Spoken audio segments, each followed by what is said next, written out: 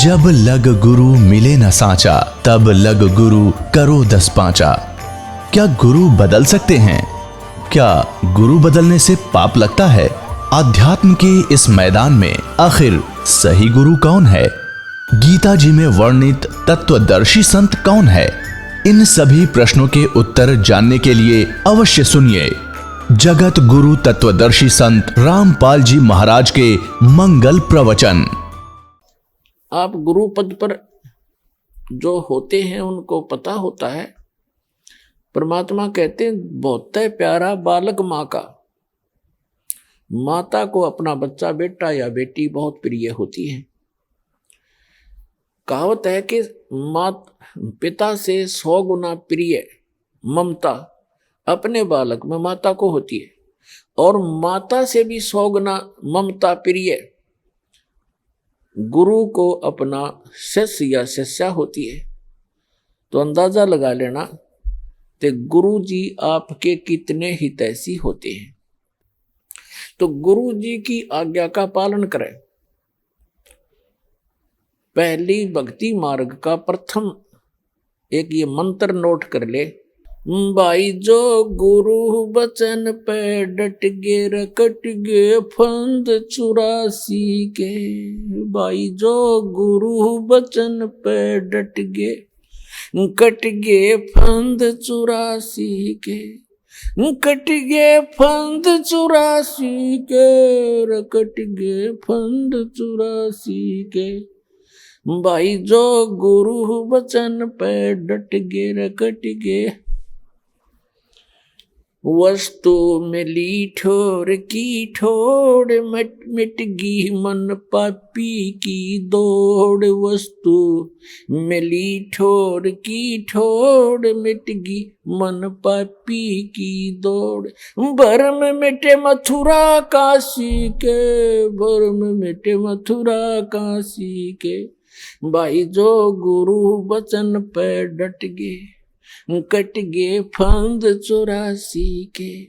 Cut गे फंद 84 के रकट गे।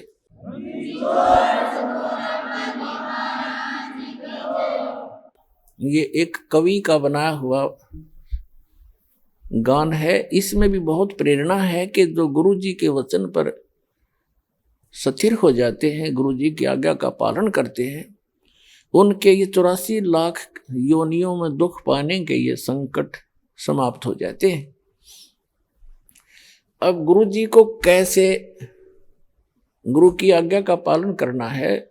सिर सौंप्या गुरु देव को सफल होया ये शीश। नितानंद इस शीश पर आप बसे जगदीश। सिर कैसे सौंपना होता है?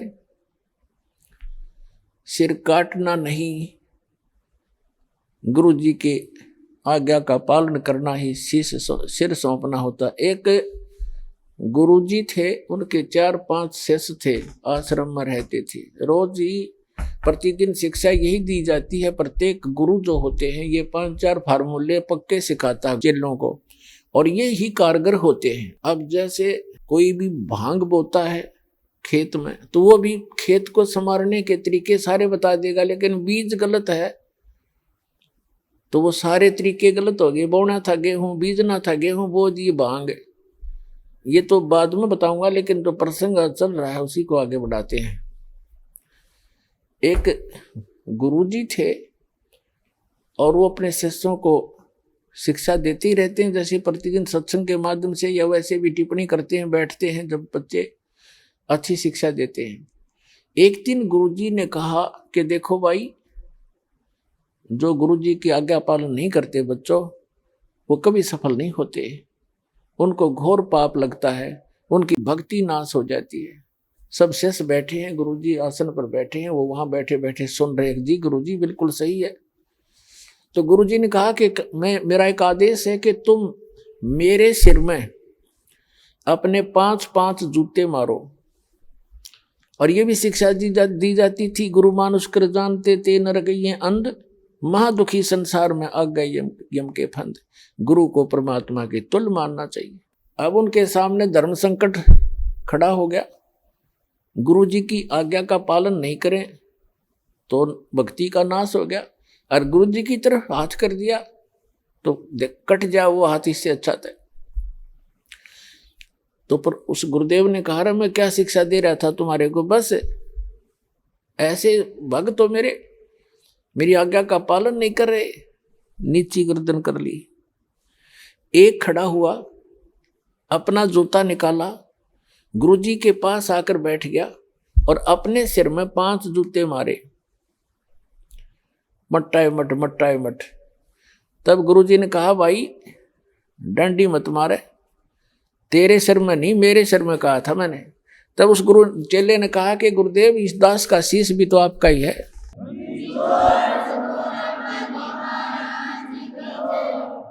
क्या इसको आप दूसरा मानते हैं? तो यहां गुरुजी बोल नहीं सके। तो वो यही चाहते थे कि इनको कितना विवेक है।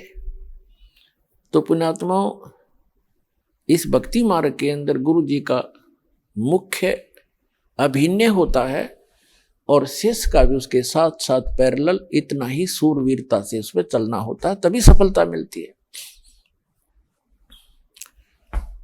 अब उसके बारे में आपको बताते हैं, गुरु की जी के साथ कैसे रहे, कैसे बोले, कैसे बतलावे, कैसा व्यवहार करे निष्कपट भाव से। दंडवतम गोविंद गुरु बंधु अविजन सोए, पहले वे प्रणाम तिन नमो जो आगे होए। गुरु को कीजय दंडवतम कोटि कोटि प्रणाम, कीट न जाने भृंग को यूं गुरु कर ले आप समान। गुरु गोविंद कर जानियो रहियो शब्द समाए, मिले तो दंडवत बंदगी नहीं पल पल ध्यान लगावे। गुरु मानुष कर जानते ते नर कहिए अंध, महा दुखी संसार में फिर आगे काल के फंद। कबीरा ते नर अंध हैं गुरु को कहते और, हरि के रूठे ठोर है भाई गुरु रूठे नहीं ठोर। गुरु गोविंद दोनों खड़े काके लागू पाए, बलिहारी गुरु अपना जिन गोविंद दियो मिलाए। अपने आत्माओं कितना महत्व है सच्चे सतगुरु का, कि जैसे उदाहरण आपको बहुत बार दिया है, जिस व्यक्ति के ऊपर आपदाएं आती हैं वो स्वयं स्वीकार करता है और कहता है कि मेरा राम रूठ गया, मेरा भगवान रुष्ट हो गया, आज मेरे ऊपर दुख पर दुख आ रहे हैं। और जिसके घर सुख होता है उसको अन्य आम व्यक्ति ही कहते हैं इसका राम राज्य है भाई, इसका भगवान प्रसन्न है इसके ऊपर। तो पुण्यात्माओं, पुण्यों से सुख होता है, पाप कर्मों से दुख होता है। जिनके पुण्य रूपी राम समाप्त हो, पुण्य समाप्त हो गए तो उनका राम रूठ गया, उनका भगवान रुष्ट हो गया, उन पर दुख प्रारंभ हो गए। तो जैसे एक आप खेत में कहीं मजदूरी करने जा रहे हो या कहीं पर भी आप एकांत स्थान पर कोई मटका पानी का भर के ले गए और सारा दिन पीते रहे, जब तक पानी चला तो नो प्रॉब्लम, और पानी जल खत्म हुआ तो हुई प्रॉब्लम, प्यासे मर जाओगे। पुनः उसको नहीं भरा तो कहाँ जाओगे? हैंड पंप पर गए, कुएं पर गए। हम यहाँ हैंड पंप लेकर चलेंगे जिससे एक सटीक उदाहरण बन जाता है। हैंड पंप एक तरफ तो हैंड पंप पर गए, मटका भर लिया, फिर आपत्ति समाप्त। जो आपत्ति आई थी जल के अभाव से वो ठीक होगी, वो बला टली। ऐसे ही जो पुण्यों के अभाव से आप पर आपत्तियां आ रही हैं, तो यही फिर राम नाम के पुण्यों का घड़ा फिर भर देंगे। कहाँ से? गुरु रूपी हैंड पंप पर जाना पड़ेगा आपने। तो ये समझ लिए गुरु जी हैंड पंप है और एक मटके में जल रखा है। एक तरफ हैंड पंप खड़ा है, नल है पानी का, एक तरफ मटके में जल भरा है। तो आपसे कोई कहे कि इस मटके में तो घड़े का भरा जल और एक तरफ नल, इनमें से कौन से को पसंद करोगे? तो इतना तो बेईमान होना ही पड़ेगा हमने, भाई मटका चाहिए, नल चाहिए हमने, तो मटके का तो पानी तो शाम तक भी खत्म हो ले, और हैंड पंप मत कितने भर ले मटके, तो अभी खत्म नहीं हो। तो कहते हैं वैराग नाम है त्याग का 5 पति सोमा। ये जो काम क्रोध लोभ अहंकार मोह कहते हैं, अब इनकी दिशा बदल लो। बेईमान हो तो दान करने पर हो, बेईमान हो तो ऐसा बेईमान ना करे, ऐसा लोभ करे जो भक्ति मार्ग में आपको सहयोग देवे। कर्म फोड़न का बेईमाना लोभ करना अनुचित है। तो परमात्मा कहते हैं गुरु गोविंद दोनों खड़े, मटके में जल तो समझ लो गोविंद और नल समझ लो गुरु। इन दोनों में से कहते हैं किसके लागू पाए। आप उत्तर दे रहे परमात्मा, हमारी तो इतनी बुद्धि काम भी नहीं करे। बलिहारी गुरु अपना जिन गोविंद दियो मिलाए। जिस धन धन है मेरा वो गुरु, वो नल का हैंड पंप, जिसने वो राम मिला दिया, जिसके अभाव से हम दुखी हो रहे थे वो पुण्य प्राप्त करा दिए। तो परमात्मा कहते हैं गुरु मानुष कर जानते ते नर कहिए अंध, महादुखी संसार में आ गए यम के फंद। गुरु गोविंद दोनों खड़े किसके लागू पाए। बलिहारी गुरु अपना जिन गोविंद दियो मिलाए। कबीर हरि के रूठ से गुरु की शरण में जा, और कह कबीर गुरु रूठ गए फिर हर नहीं होत साए। अब जैसे आपका राम रूठ गया, आपके पुण्य समाप्त हुए, गुरु मिल गए तो रोज भर लो बाल्टी, दिन में 10-10 बार। और फिर कहते हैं यदि आप जी ने हैंड पंप खराब कर दिया, उसको मिस हैंडल करके, उसकी टेक केयर ना करके, रिस्पेक्ट नहीं की, तो आपका हैंड पंप खराब हो गया, यानी गुरु रूठ गए। फिर आपको वो सुविधा बंद हो जाएंगी मिलनी जो आपको हैंड पंप से मिलनी थी। तो यहां कहते हैं कबीर हरि के रूठता गुरु की शरण में जा, कह कबीर गुरु रूठ गए तो हर नहीं होत साए। अब फिर क्या बताते हैं, गुरु से ज्ञान जो लीजिए शीस दीजिए दान, भौतिक भोंदू बह गए राख जीव अभिमान।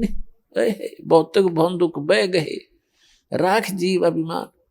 जैसे नित्यानंद जी कहते हैं ब्राह्मण कुल में जन्म था, मैं करता बहुत मरोड़, और गुरु गुमानी दास ने दिया कबद गढ़ तोड़।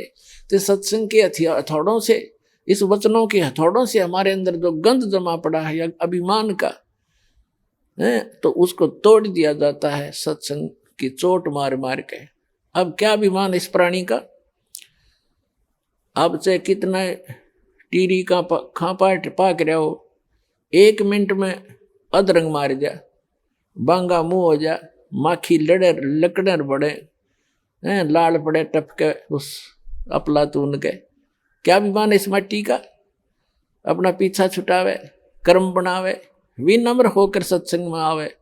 और कबीर साहब कहते हैं ऐसी वाणी बोलिए मन का आपा खोए, और उनको शीतल करे आप भी शीतल होए।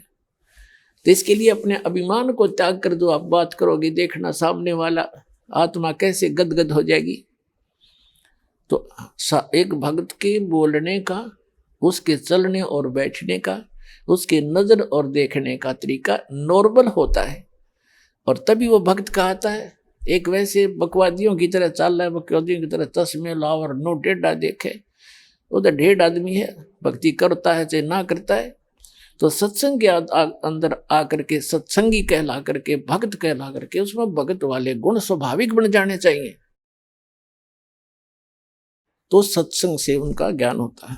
तो क्या बताते हैं, गुरु से ज्ञान जो लीजिए शीश दीजिए दान, और भौतिक भोंदू बह गए राख जीव अभिमान। गुरु समान दाता नहीं, याचक से समान, और 3 लोक की संपदा सो गुरु दीनी दान।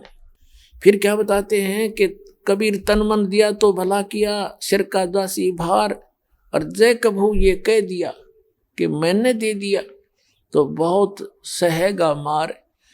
परमात्मा यहाँ तक कहते हैं जैसे, क्योंकि इस काल ने तो आपका भक्ति नाश कराना है, और आपने परमात्मा के इस ज्ञान से अपना इसको सुरक्षित रखना है। परमात्मा कहते हैं कि जैसे माता गर्भ को रखे यत्न बना, और ठेस लगे तो छन हो तेरी ऐसे भक्ति जा।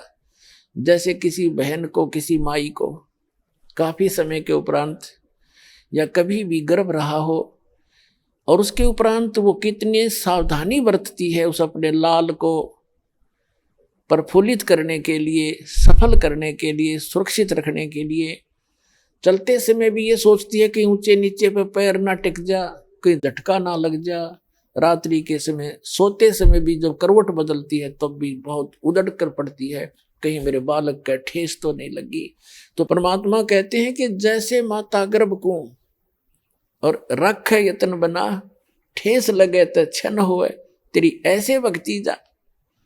जरा सा भी कोई झटका लग गया तो तेरी भक्ति ऐसे नाश हो जाएगी जैसे उस माई का गर्भपात हो जाए। उसको कितना कष्ट होता है, कितना रोती है उस समय को कि कैसे बात बिगड़गी। तो परमात्मा याद दिलाते हैं जैसे माता गर्भ को रख यतन बना, ठेस लगे तो छिन्न हो जा, क्षीण हो जाता है, तेरी ऐसे भक्ति नसावे। तो क्या बताते हैं कि कोई भी किसी को तो सेवा का अभिमान हो जाएगा और किसी को धन का, किसी को और किसी दान का। तो पुण्यात्मा परमात्मा कहते हैं कोई भी प्रकार का यदि आप में अभिमान हुआ है तो आपका भक्ति नाशक बन गया। तन मन दिया तो भला किया, सिर का दासी भार। और जय कभी ये कह दिया कि मैंने इतना दान कर दिया तो बहुत सह सिर मार। वो भक्त, वो दान तो नष्ट हो ही हो गया और भक्ति हीन भी हो गया। तो कैसे? पुण्यात्माओं, जब तक आप जी को ये अध्यात्म ज्ञान नहीं होगा तब तक आप सफल नहीं हो सकते। इसलिए दास का उद्देश्य रहता है कि आपको मैक्सिमम अध्यात्म ज्ञान से परिचित कराऊं, मर्यादाओं से परिचित कराऊं, और तभी आप सफल होगे, मार नहीं खाओगे। जैसे नए नए भक्त आते हैं, वो क्या कहते हैं, जैसे उनको दान धर्म करने के लिए प्रेरित किया जाता है जो उनके हित में होता है। पुण्यात्माओं, एक पुराने समय में जब हमारे पूर्वजों के पुण्य अच्छे होते थे, जब कभी कोई वर्षा ना होती थी, गांव के लोग इकट्ठे होते थे और एक सामूहिक भंडारा करते थे, कलेक्शन करके सब तय, और मीठे चौड़ बनाया करते और आप बना के आप खाया करते, बैठ कर भगवान तरस कराया करते। न्यों क्या करते, धर्म कर दिया, राम बरसेगा, और वो वर्षा हो जाया करती थी। अब पुण्यात्माओं, एक मीठे चौड़ों तो जो वर्षा हो जाया करती है, तो यहाँ तो अमृत बरसा देगा भगवान। कितना गजब का भंडारा हो रहा है।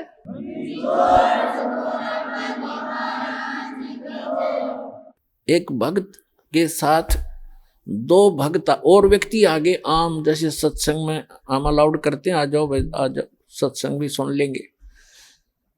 तो उन्होंने देखा यहाँ जहाँ भी सत्संग हमारा चल रहा है कि क्या करते हैं, गरम गरम चाय की टैंकी भरी है और गर्मियों के दिन में कहीं नींबुओं के टोकरी की टोकरी भरी है, चीनी की बोरी खोल रखी है, और भगत काटे नींबू बिलाओ, पानी बनाओ, सेकंड गुट गुट पियो, कोई खाना खा रहा है, कोई दूध पी रहा है, कहीं हलवा मिल रहा है। तो उन दोनों में से जो नए आए थे उनमें से एक कहने लगा, बोला भाई गांव में न्यू कह रहे हैं, बोला वहां पर राम उतर रहा है, बोला राम आ रहा है, भगवान उतर रहा है। वो दूसरा बुद्धिमान था, वो कहने लगा रहा, ऐसा धर्म जहां पर हो, ऐसा धर्म हो रहा हो, वहां तो राम ना उतर रहा हो तो उतर जा। ऐसा धर्म यहाँ देखा मैंने, जो पुण्य यहाँ हो रहा है, कितने भंडारे चल रहे हैं, कोई चवन्नी तक कोई लेता नहीं, कितना खाओ कितना पियो कैसे। तो कहते हैं यहाँ तो इसे धर्म जहाँ होते हो वहाँ भगवान ना उतर रहा हो तो उतरना पड़े, उस मालिक ने आना पड़े वहां पर। तो पुण्यात्माओं, तो धर्म के लिए आपको प्रेरित किया जाता है। ये विधिवत साधना है, शास्त्र अनुकूल साधना है। यहाँ का किया हुआ पुण्य आपको बहुत गुना हो करके वापस भी मिलेगा और आपके गुड अकाउंट में लिखा जाएगा, वो अलग से। या आपको वापस जो मिलेगा ये तो आपका न्यू समझ लो ब्याज ब्याज मिलेगा, मूल धन तो आपका जमा होता रहेगा। ये ऐसे जान लेना।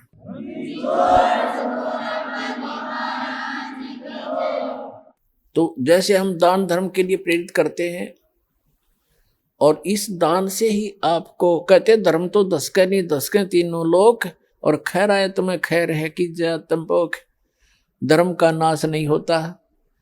पुण्यात्माओं, एक दिन ये तीनों लोकों का भी नाश होगा, लेकिन आपका किया हुआ पुण्य वो कभी नाश नहीं होगा, आपके साथ सदा बना रहेगा। कहते धर्म तो धसके नहीं, धसके माने धर्म का नाश नहीं होता, ते धसके तीनों लोग और खैरायत में खैर है। खैरायत माने दान करण में ही आपकी खैर है, सुरक्षा है। और कीजिए आत्म पोख। अब यहाँ कोई भी भक्त आता है, खाना खाने नहीं आता, वो तो परमात्मा की महिमा सुनने आता है। और ऐसे साधु भाव में कोई भी आवेगा, यहाँ कोई आदमी नहीं आ सकता, किसी के पास आज समय नहीं है तो वैसे यहाँ जावे, वो परमात्मा की एक प्यारी आत्मा आता है, चाहे उसने वो नाम नहीं भी लिया है, ना लेना चाहता, यहाँ आने वाला व्यक्ति उस परमात्मा का एक VIP समझ लो, उस भगवान की एक प्यारी आत्मा है, कुछ दिनों में समझ में आ जाएगी, उसका नाम भी ले लेगा। तो यहाँ आए वाला भक्ति भगवान के लिए आया है, ना कि खाने के लिए। और ऐसे भक्त को यहाँ खाना खिलाना, उसको भोजन में सहयोग देना भंडारे में, इसके पुण्य की कोई गिनती नहीं। अब क्या प्रसंग चल रहा है कि जैसे कई भक्तों को प्रेरणा दी जाती है कि भाई आप जोत बोलो हवन के लिए। देखो पुण्यात्मा, हमारे कई प्रकार के पाप हमने इकट्ठे कर रखे हैं। जैसे एक दास ने एक वाणी बोली थी भगवान की कि मानत ना मन मोरा साधो, मानत ना मन मोरा रे। और बार बार मैं ये समझाऊं, जग में जीवन थोड़ा रे। फिर क्या बताते हैं कि शरण पड़े को गुरु संभाले, जान का बालक भोरा रे। और कह कबीर तुम चरण चित राखो, जो सोई में डोरा रे। जैसे कोई बालक छोटा सा होता है, 5-4 महीने का, 7-8 महीने का, 9 महीने का बच्चा, वो पालने में सुला रखा होता, माता काम लग जाती है अपने घर के काम में। थोड़ी सी देर में वो रोने लगता है तो देख उसको पता लग जाता माता को, या तो ये भूखा हो गया या इसने टट्टी पेशाब कर दिया। तो जाकर देखती है तो टट्टी पेशाब करके और सारे कपड़ों को भी खराब कर रखा है, अपने पैर पूर भी खराब कर रखे हैं, हाथ हूथ भी लगा रखा है, टट्टी लगी उसके हाथों के। उस माता को वो बच्चा बुरा नहीं लगता, वो उसको उठाती है और नवाती है, खूब साफ करती है, उसके कपड़े धोती है, नए कपड़े पहनाती है, फिर लाड करती है, सीने से लगाती है। उसको मालूम है कि बालक है, इसको पता नहीं, गलती इस अनजान है, ये ऐसे सारा दोना टट्टी में सना पड़ा है, तो उसको बुरा नहीं लगता। माता को पता है, इसे पता नहीं। तो इसी प्रकार आप जब यहाँ आए हो, इस कलयुग में पहुंच चुके हो, आप इतने पाप कर्मों से सन गए हो और आपको पता नहीं कितने पाप कर लिए, जैसे उस बालक ने कर लिए, उसको पता ही नहीं तू ये क्या कर रहा है। तो ऐसे अबोध जानता है भगवान आपको, ये सत्कर मान ले। फिर परमात्मा कहते हैं कि शरण पड़े को गुरु संभाले और जान का बालक भोला रे।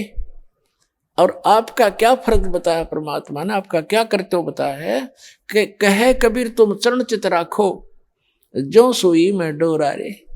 आप अपने गुरुदेव के प्रति इतना लगाव बना कर रखना अटूट, जैसे सुई के अंदर धागा डाल दिया जाता है और नीचे गांठ लगा दी जाए तो वो सुई के साथ लटकता ही रहता है।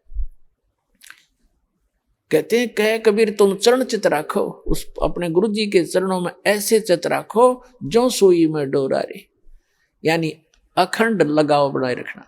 तो आप जी के जो पापों को ऐसे धोएगा गुरु जी इस सत्संग रूपी जल से, और फिर आपको भक्ति से चार्ज करेगा, दूध पिलाएगा। अपने आत्माओं आपको कंपलसरी कर रखा है कि 4 महीने के अंदर आपने आना ही पड़ेगा जो भारतवर्ष में रह रहा है। किस लिए कहा गया है? ये बच्चे हैं, आप अपने बच्चों को एक रोजी रोटी के लिए पढ़ाते हो कि मेरा बेटा या बेटी पढ़ के कोई शिक्षा ग्रहण करके ये कोई ऊंच पोस्ट प्राप्त कर ले या अपना धंधा ठीक कर लेगा।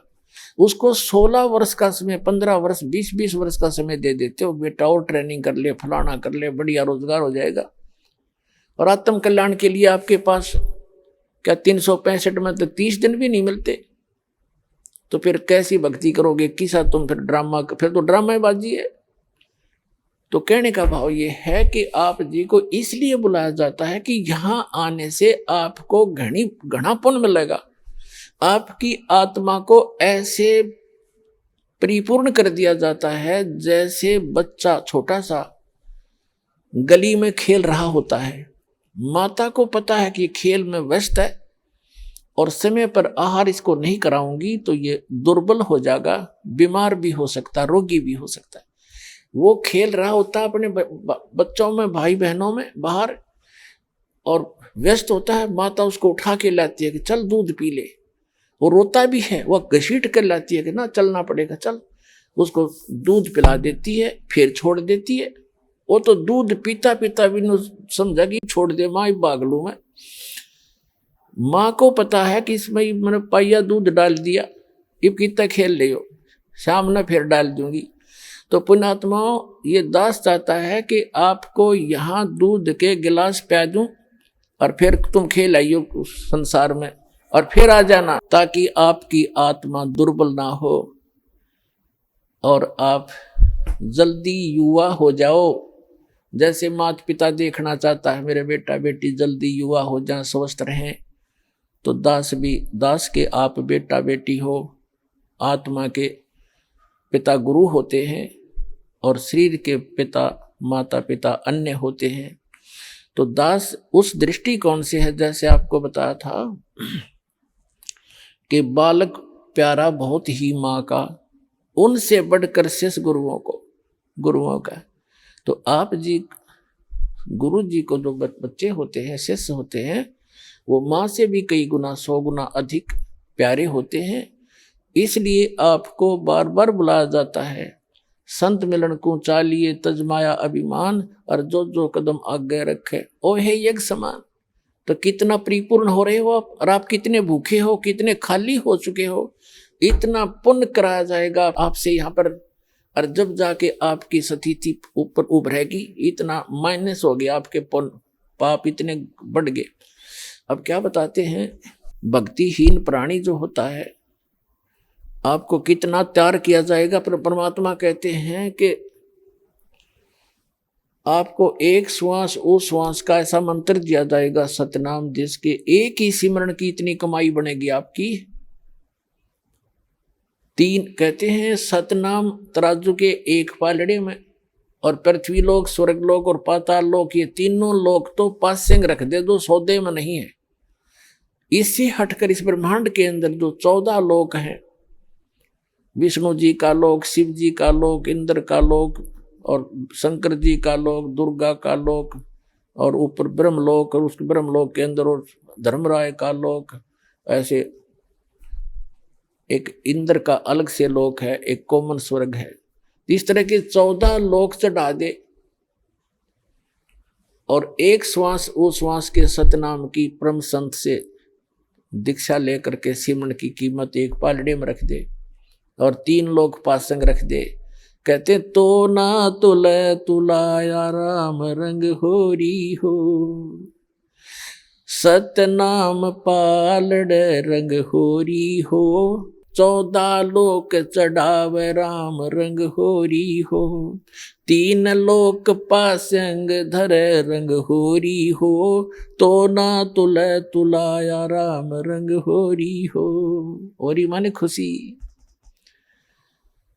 कि अब खुशी मनाओ तुम, ये झूठी होली मनाओ लाल पीड़े मुंह करके, वो नहीं, अब होगी असली खुशी, अब असली होरी। एक सतनाम की कीमत आपको कितनी मिलेगी। तो कहने का भाव ये है कि जैसे भक्तों से कहा जाता है कि आप जी ऐसे करो ऐसे करो, ये क्रियाएं बताई जाती हैं जो स्टूडेंट को, विद्यार्थी को टीचर बताया करता है, ये होमवर्क, ये क्लास वर्क।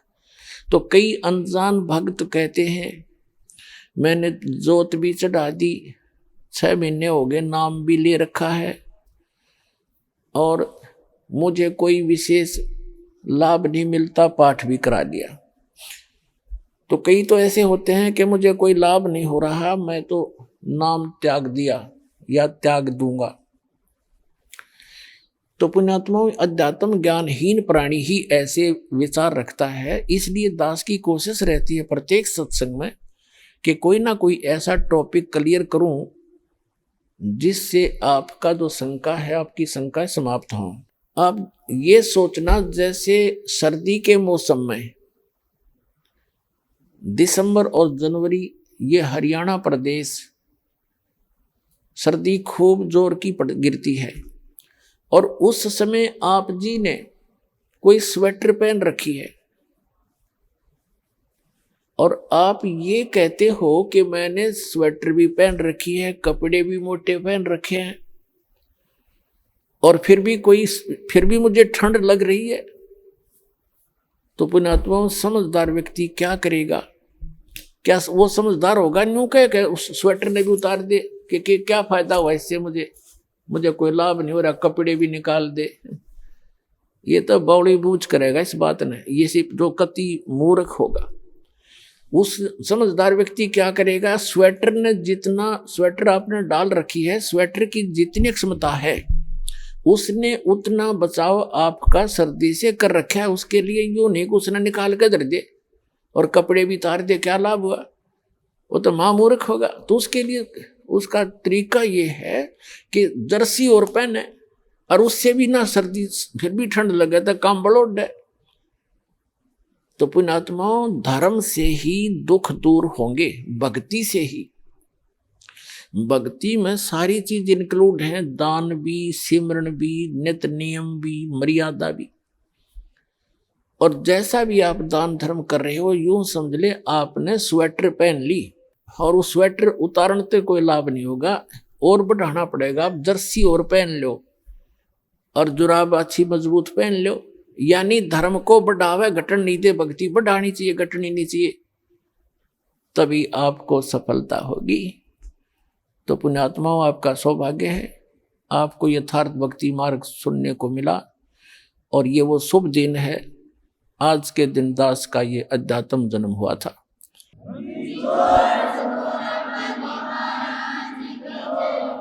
दास के लिए तो ये एक सौभाग्य है दास का कि मुझे इस दिन भगवान मिले। आपके लिए भी वरदान सिद्ध हो गया ये दिन कि आप तक भी परमात्मा का विज्ञान पहुंचा और आपको सही मार्ग मिला। इस पर डटे रहना, लगे रहना, औरों को भी समझाना। बोलो सतगुरुदेव की।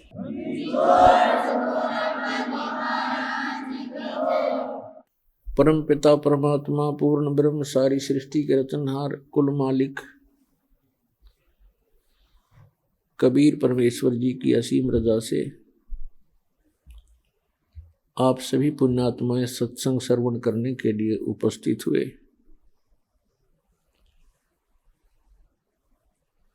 धन भाग हैं आप,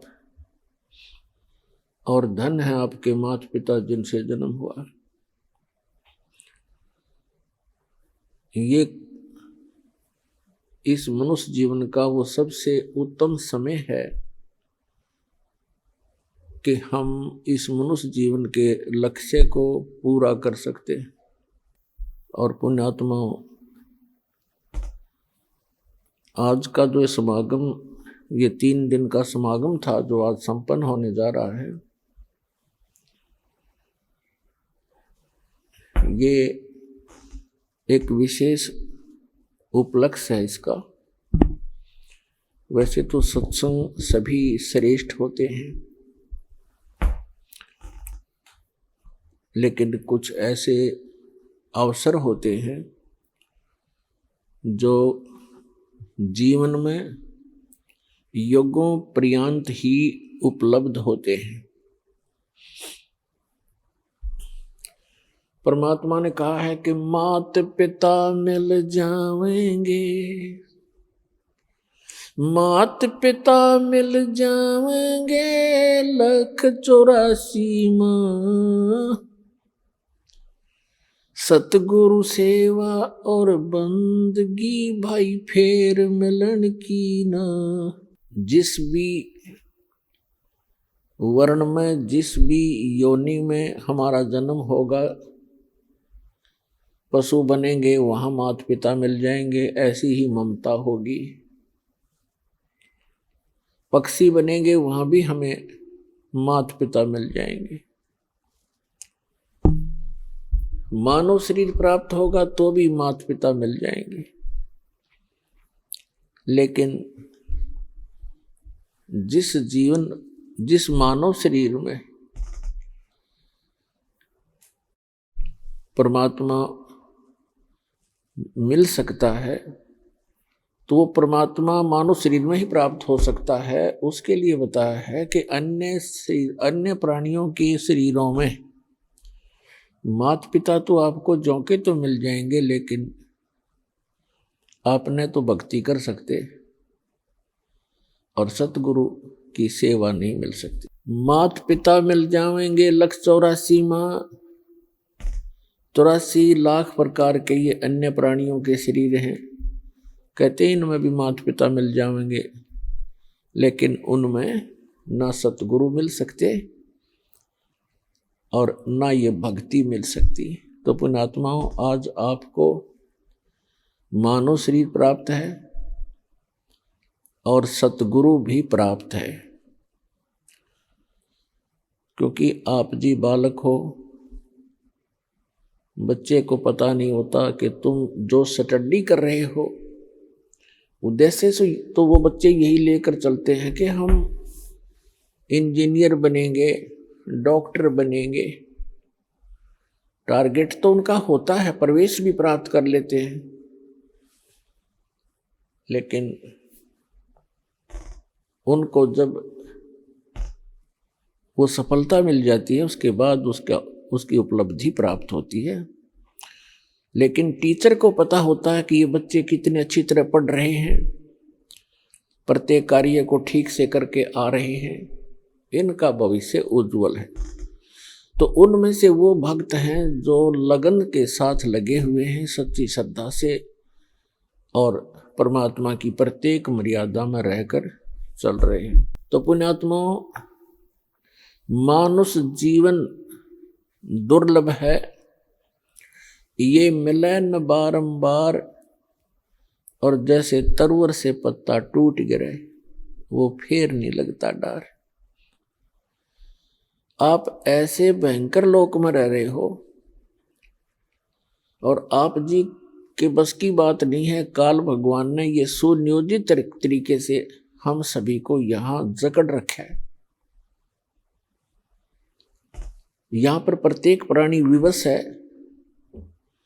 एक दूसरे में मोह, संपत्ति में मोह, ये जीव के बस का नहीं, ये न त्याग सके, क्योंकि ये जितना प्रबल बता रखा है। फिर इसका विकल्प परमात्मा ने आके बताया है कि जो मैं ज्ञान बताऊं और जो साधना विधि तुम्हें बताऊं उस पर लगन से लग जाना, और फिर परमात्मा का काम शुरू होता है। वो अपने आप आपको, जो सत भक्ति कर रहा होगा, मर्यादा में रह रहा होगा, उसको आसानी से इस काल के बंधन से छुटवा ले जाएंगे। अब हमारे साथ क्या बन गई, जैसे अब देखो प्रत्येक प्राणी को ये ज्ञान हो गया है कि हम गलत स्थान पर हैं, और यदि हम इसी तरह इन्हीं आशाओं को लेकर जीते रहे तो हम यहीं फंसे भी रह जाएंगे, और हम इन बंधनों से छूटने की चेष्टा भी कर रहे हैं, और नए चेष्टा भी कर रहे हैं, प्रयत्न भी करें। जो भक्त हैं और अभक्त हैं, जो भी हैं, परमात्मा के ज्ञान से परिचित हो जाते हैं, तो उनके साथ कैसे बनता है। कहते हैं जैसे ये बंदर पकड़ने वाले क्या करते हैं, इस काल भगवान ने हमारे साथ ऐसे कर रखा है। ये बंदर पकड़ने वाले क्या करते हैं, एक ऐसा मिट्टी का ऐसा एक बर्तन रखते हैं, स्टील का जैसा भी, जिसका ऊपर से मुंह बहुत तंग होता है, जैसे सुराही सी होती है, और उनको मिट्टी में गाड़ देता है। जमीन में, और उनके आसपास कुछ रोटी के टुकड़े या दाने, कनक बिखेर देता है, चने, और ऐसी छोटे छोटे कई गाड़ देता है वो पात्र, सुराही सी लोहे की, और उनके अंदर अच्छे गेहूं चने ज्यादा डाल देता है। अब बंदर आते हैं, उन बाहर के दानों को देखकर उनको खाने लगते हैं। फिर झांक कर देखते हैं, वो क्या देखते हैं कि उस सुराही के अंदर बहुत ज्यादा, उस जार के अंदर बहुत ज्यादा चने पड़े हैं। वो उसमें हाथ घुसोड़ कर और मुट्ठी भर लेता है, और मुट्ठी भर कर फिर वो भागने की सोचता है कि अच्छा माल मिल गया, भाग लूं। अब वो मुट्ठी भरने के बाद वो मुट्ठी अड़ जाती है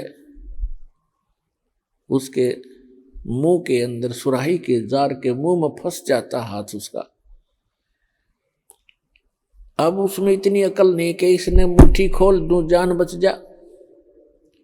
वो मुट्ठी भी नहीं खोलता है और चिल्लाता है बुरी तरह चिल्लाना शुरू कर देता है, और मुट्ठी को खोलता नहीं और जकड़े ही रखता है। तो पुण्यात्मा, हमारे साथ ऐसी बन गई या बंदर वाली मुट्ठी हमने आप पर जकड़ रखी है। ये मेरा बेटा है या मेरी बेटी है, ये कार मेरी है या कोठी मेरी है। अब परमात्मा आके याद दिलाते हैं कि ना बेटा तेरा है, ना बेटी तेरी है, ना ये कार तेरी है, ना कोठी तेरी है। क्या बताते हैं? काया तेरी है नहीं, ये माया कहां से हो जब तेरा शरीर ही नहीं है। हर माया को अपनी कहे, ये माया है राम की, अपनी कहे गंवार, जमपुर धक्के खावेगा, नाहक बह बेगार। फिर क्या बताते हैं? नंगा आया जगत में और नंगा ही तू जावे, और बीच में ख्वाबी ख्याल है ये मन माया भरमावे। अब उस बंदर वाली मुट्ठी को हम खूब जकड़े बैठे हैं, और ये हमसे छूट भी नहीं सकती, चाहे कितनी बात बनावे जीव, क्योंकि हमारी बुद्धि इतनी ही सीमित कर रखी है। आपके और हमारे बस की ये बात नहीं है। इसके लिए परमात्मा ने इसका विकल्प बताया है। जैसे वो बंदर फंस चुका था और शिकारी को पता था, बंदर पकड़ने वाले को, कि अब ये कहीं नहीं जाएगा, ये मूर्ख फंसा रहेगा, आराम से बैठा रहता है वो। और दूसरी स्थानों पर उसने कई जगह पर ऐसा कर रखा होता है, जाल फैला रखा होता। तो उसी समय एक व्यक्ति आया, उसने देखा कि एक बंदर ये फंस गया, मूर्ख। बोला, हाथ मुट्ठी छोड़ता नहीं, मुट्ठी खोल लेगा नहीं तो ये किसी प्रकार भी नहीं निकला है, और मुट्ठी छुड़वाने की चेष्टा करे, मन माने बुड़का भर ले, काट ले मुंह ते। तो हमारी ऐसी दशा होगी, किसी को नो समझावे कि ये जिस संपत्ति और संतान को तू अपना मानने बैठा है, भगत ये तेरी नहीं है, इसके साथ साथ तू परमात्मा को याद कर। तो हमने खूब देखा है, हम ऐसे स्थान में जन्मे थे, वो क्या कहा करते कि भगवान के खान ने देगा, अपना करके खाना होता है, भगवान के ले रहा है। ऐसी तरह के भी लोग हमने देखे, क्योंकि ज्ञान ना होने से हम ये भाषा बोलेंगे फिर। तो उसने क्या किया उस व्यक्ति ने कि ये बोला बंदर फंस गया, और ये शिकारी इसको बेचेगा, फिर कोई इसका दुरुपयोग करेगा, इसको फिर इसके साथ जो है ना अपना रोजी रोटी ले जाते हैं, गाँव में शहरों में बंदर का तमाशा दिखाते हैं, खेल दिखाते हैं, ऐसे जीव को दुखी करेगा। तो पुण्यात्मा उसने क्या किया, जैसे वो बंदर मुट्ठी फंसाए बैठा था, उसके हाथ की रेंज से, दूसरे हाथ की रेंज से थोड़ी सी दूरी पर केला डाल दिया, एक केला। अब बंदर ने सोचा ये केला और उठा ले, और थोड़ा दूरी पर था न्यू, और उधर से मुट्ठी में फंस रही उसमें। अब केला ठाने की जब चेष्टा करने लगा, उसका हाथ हट से ध्यान हट गया, वो चने निकल गए खड़दे ही नीचे ने, उसका हाथ निकल गया और केला ठा के भाग गया। जान बची, बढ़िया चीज मिली। तो परमात्मा ने हमारे को राम नाम का केला दे दिया, इसने ठा के भाग जाएंगे, हमारा बस किया मुट्ठी छोड़नी को ना।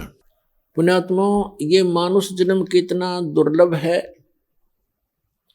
और मनुष्य जीवन के अंदर फिर सतगुरु मिलना ये अति दुर्लभ है। श्रीमद् भगवत गीता अध्याय नंबर 7 के श्लोक नंबर 12 से लेकर 15 तक गीता ज्ञानदाता कहता है कि जो तीनों गुणों की भक्ति करते हैं, रजगुण ब्रह्मा, सतगुण विष्णु, तम गुण शिव जी, इस त्रिगुणमयी माया के द्वारा जिनका ज्ञान हरा जा चुका है, वो मेरी भक्ति भी नहीं करते।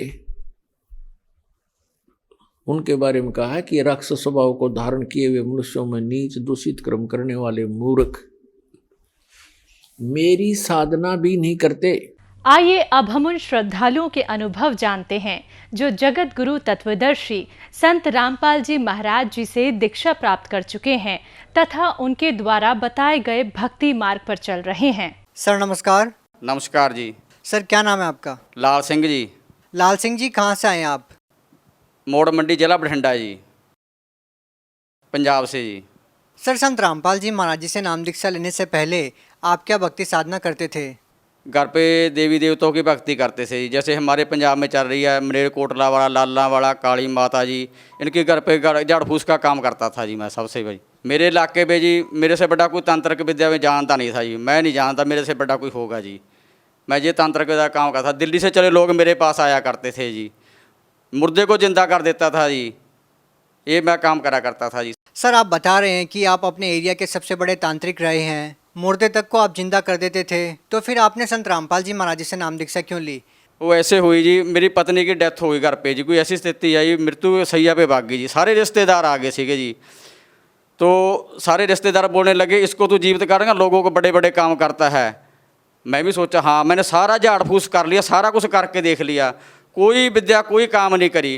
फिर मैंने यहाँ काली माता के यहाँ चाकू मारा है जी कि माता इसको जीवित करते। उसने संकेत किया कि मैं लात बाँह तोड़ सकती हूँ, थोड़ा बहुत लाभ दे सकती हूँ, इससे ज़्यादा मैं नहीं दे सकती गी। फिर मैं क्या करूँ, मेरे को उपाय दस के जा तू। बोलती है इस पृथ्वी पे पूर्ण परमात्मा रामपाल जी महाराज आए हुए हैं, उनसे जाके नाम दीक्षा ले, फिर तेरा कल्याण होगा। मेरे पास बच्चा कुछ नहीं है। फिर मैंने क्या किया जी, रिश्तेदारों के पास फ़ोन किया, किसी भक्त ने मेरे को फ़ोन किया, मैं बोला जी रामपाल के बारे में मैं जानता चाहता हूँ तो कैसे करूँ। वो मेरी बहन लगती थी बठिंडा से, उसने कहा कि ऐसे करके ना ये सही हो जाएगी, तू संकल्प कर ले कि परमात्मा मैं तेरी शरण में आ जाऊँगा, ये सही हो जाएगी।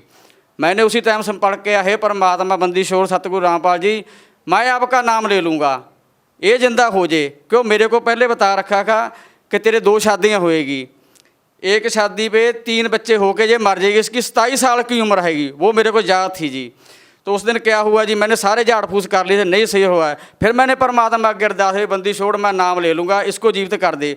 उसमें फाड़ी सी चहलाहट आई जी, हिलचल हुई जी, फिर सेट हुई। फिर मैं अस्पताल में लेके गया जी, उसको 12 दिन एडमिट रखा। वहाँ डॉक्टरों ने भी लिखा के ले लिया था कि ये तो मुर्दा है, आप साइन कर दो इस पर। मैंने साइन कर दिए, मुर्दा है।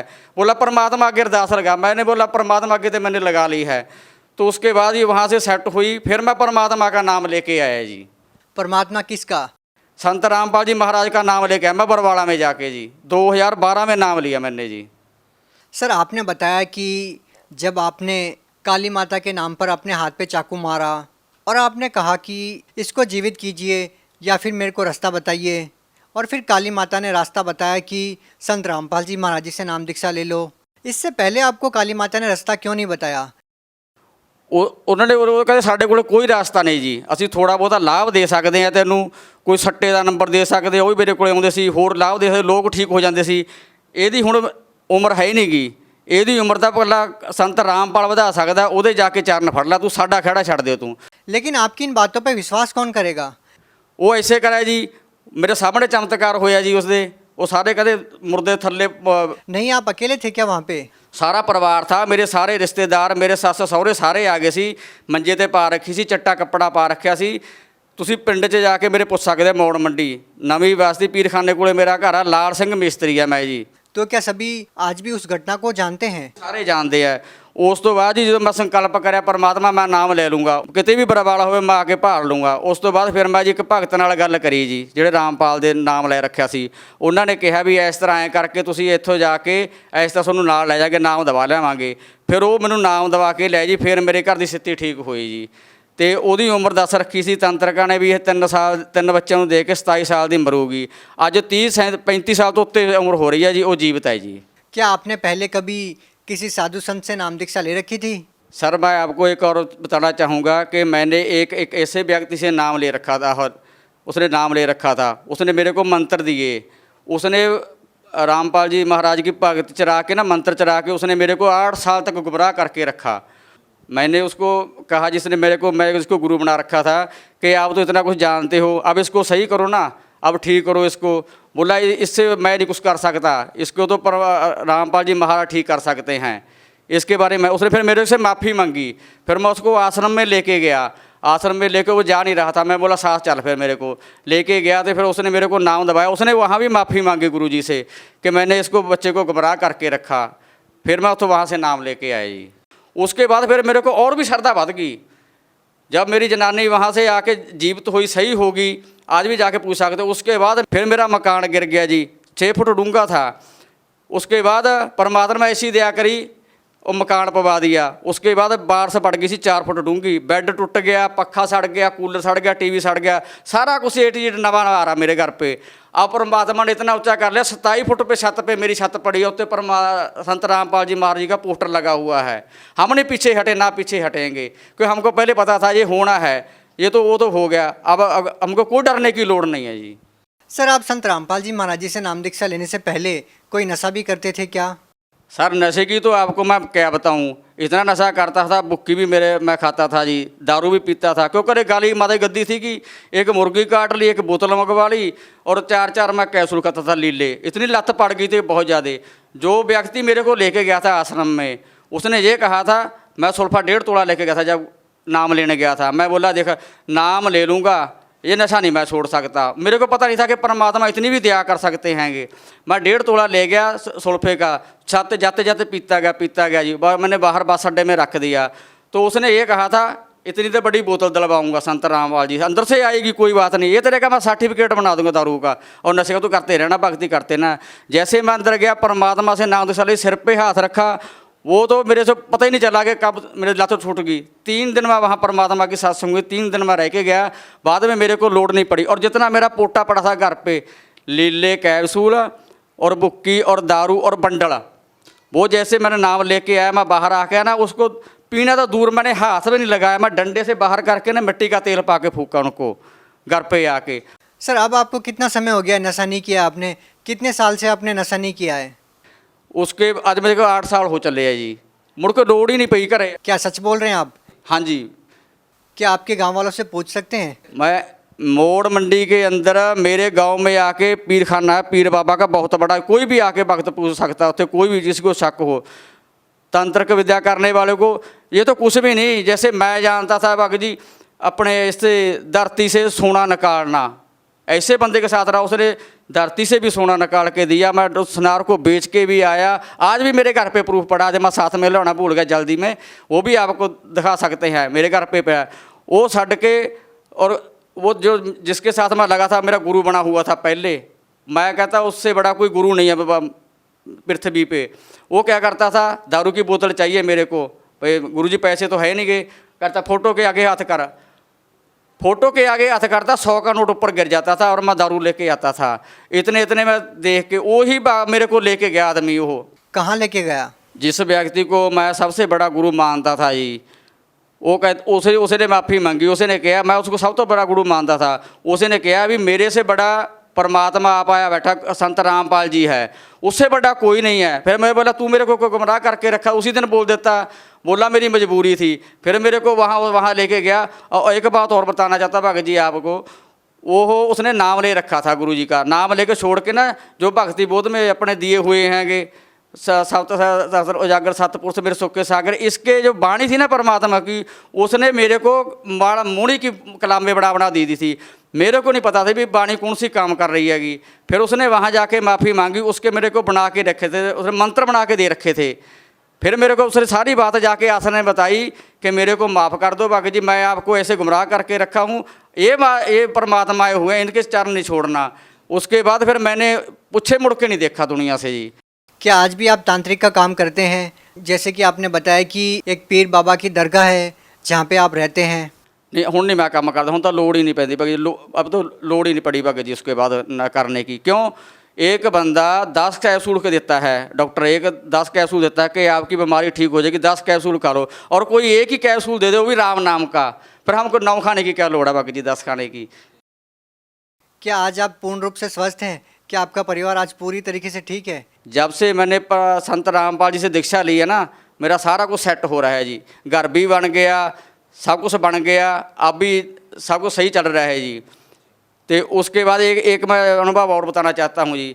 मेरी लड़की है जी 22 साल की, तो वो बीमार हो गई जी। मेरे घर पे सिर्फ 1000 रुपये पड़े थे जी, 400 तो डॉक्टरों ने ले लिया जी, तो 600 रुपया बाकी रह गया जी। फिर मैंने संत रामपाल जी से अरदास करी, भक्तों ने कहा कि अरदास लगा गुरु जी से। डॉक्टर बोला चंडीगढ़ ले जा। मैं बोला मेरे पास तो 1000 रुपये, मैं चंडीगढ़ कहाँ से ले जाऊँगा उसको। तो अरदास लगाई कि ऐसे ऐसे करके जी, ऐसे ये बात है जी। तो मैं बोला भगत जी अगर मेरी लड़की मर गई ना तो उसको मैं यहाँ जला भी नहीं सकता, मेरी औकात नहीं कि हमारे राम बाग में 2200 रुपये की पर्ची काटते हैं, मैं गरीब कहाँ से दूंगा। और संस्कार भी आप यहीं कर देना, मैं आश्रम में लेके आ रहा हूँ। तो उन्होंने कहा बेटा तू घबरा नहीं भगत जी, गुरुजी से अरदास लगाते हैं संत रामपाल जी से, वो तेरे को अरदास बताएंगे, फिर उसके बाद बात करेंगे। संत रामपाल जी महाराज ने कहा कि परमात्मा में विश्वास रखो, भक्ति करो, ये सेट हो जाएगी, ठीक हो जाएगी। उसके बाद एक गोली की लोड़ बनी पड़ी भगत जी। सर भगत समाज को आप क्या संदेश देना चाहेंगे?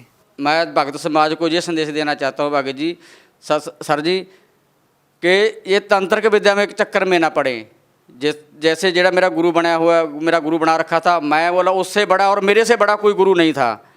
इसमें कुछ नहीं रखा, मैंने सारे खेड़ के देख लिए है, सारे करके देख लिए है, इसमें कुछ नहीं रखा है। इसमें जो ये काम करते हैं ना झाड़ फूस का, सियाणियां दा, पंजाबी में सियाणा दा जो बड़े बड़े बाबे बने फिरदे है, कुछ भी नहीं ये परमात्मा की शरण च, संत रामपाल की शरण में जाओ, जो थोड़े नहीं काम बनते ना वो भी बनणगे थोड़े। उत्थों जाके मैं गया पर शरण च गया संत रामपाल जी, उत्थे उन्हें भी माफ़ी मंगी तो मैं भी माफ़ी मंगी। हे परमात्मा मैं दुनिया नहीं लुटूंगा, जो कुछ कर रहे हैं ना असीं ये आपदे बच्चों वास्ते कोड़ इकट्ठा कर रहे हैं, ये समझ लो, ये सारा पाप कमा रहे हैं। हुण संत रामपाल जी को जाओ, वो तो नाम दीक्षा लो तो आपदा कल्याण करो, जिन्हें बच्चे चाहिए नेगे।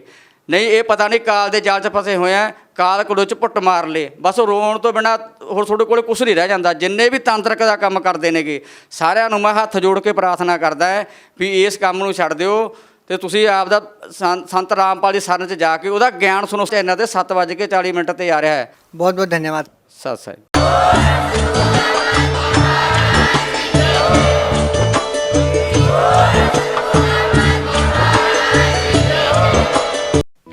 आप सुन रहे थे जगत गुरु तत्वदर्शी संत रामपाल जी महाराज के मंगल प्रवचन। अधिक जानकारी के लिए संपर्क करें।